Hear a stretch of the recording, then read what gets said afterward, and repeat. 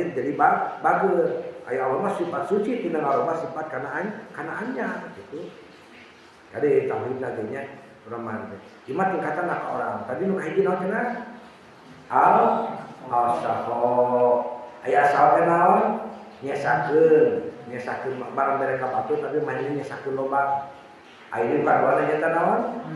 Jauh eta nyesakeun teh keundeurina saeutik jambar dieu. Aya irsa mah sakabehna. Padahal manehna teh keur butuh. Nah kitu. Jadi ayeuna nu kata nu hiji tadi ranah teologis atau ranah adab ka Gusti Allah. Tadi urang hal ka Gusti Allah sampai ke dengarkan al-jawad we. Gitu. Sabab mustahil lamun asal, sabab asal berubah tina korek jadi bageul. Nu kaduana nyata ranah kana tingkatan jiwa makhluk atau ranah makomah. Ahli toriko ngabagi undakan dumasar karena membandingan kadar harta nembikeun jeung disakeun.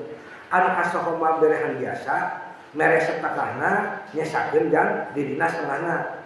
Ari aljud mah mere sebagian pada hartana nyesakeun saeutik pikeun dirina. Bari hatena geus teu ngarasa berat la yasibu alaihi badru. Anu katiluna alisa puncak berehan nyata mere sagala perkara anu sabarna keur dibutuhkeun pisan ku dirina.